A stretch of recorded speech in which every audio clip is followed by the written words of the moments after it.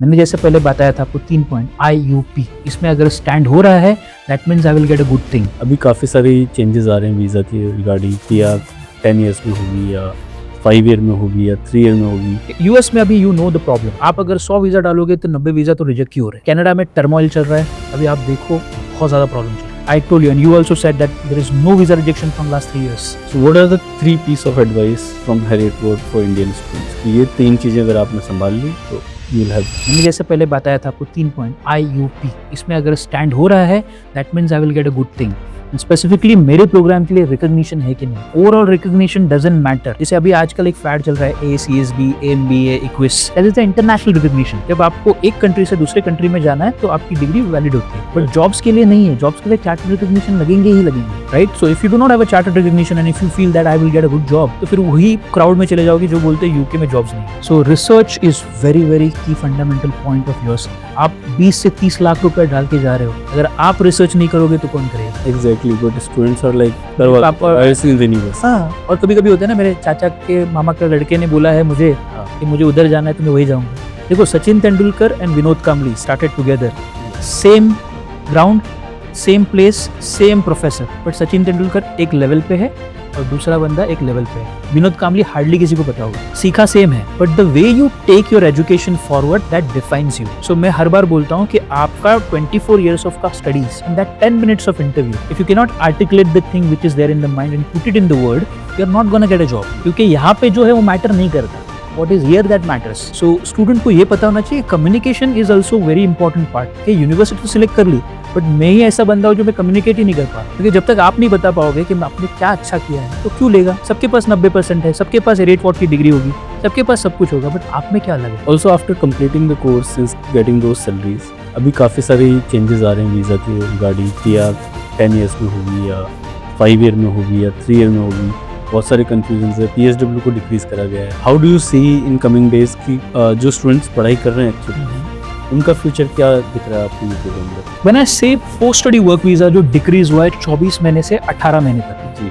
अभी मैं अगर 18 महीने से ऊपर जो भी कंट्रीज है जो आपको दे रही है वीजा, तो पहला पे US आ जाता है, दूसरा आता है कनाडा, राइट, तीसरा है ऑस्ट्रेलिया, चौथा है जर्मनी एंड फ्रांस, पांचवा है आयरलैंड और छठवा है यूके। इनके अलावा कोई अभी 18 मंथ्स के अलावा दे नहीं रहा है। ये मेन डेस्टिनेशन से बढ़ने की। यूएस में अभी you know the problem, yes, आप अगर 100 वीजा डालोगे तो 90 वीजा तो रिजेक्ट ही हो रहे हैं। कनाडा में टर्मोइल चल रहा है, अभी आप देखो बहुत ज्यादा प्रॉब्लम चल रहा है। ऑस्ट्रेलिया मैंने पहले ही बताया, मनी है तो हनी है, तो आपके पास पैसा है, you can do very well.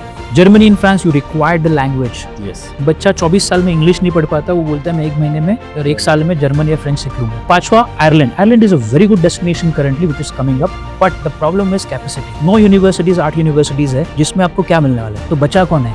UK. UK is the only place where we are inviting students. I told you and you also said that there is no visa rejection from last 3 years, and as I told you, the economy is growing.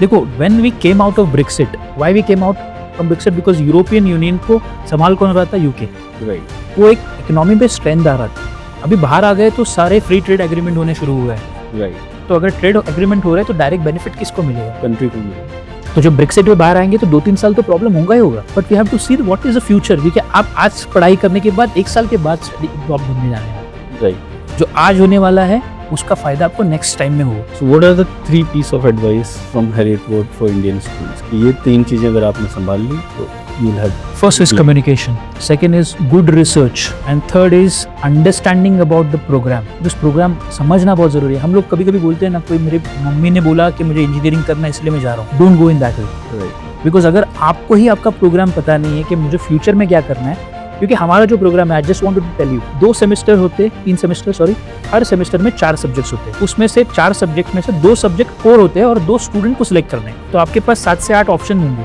उसमें से 2 आप select करोगे। अगर आपको ही पता नहीं कि मैं कहाँ पे जाना चाहता हूँ, करियर करना चाहता हूँ, तो how will you select? Exactly. Right?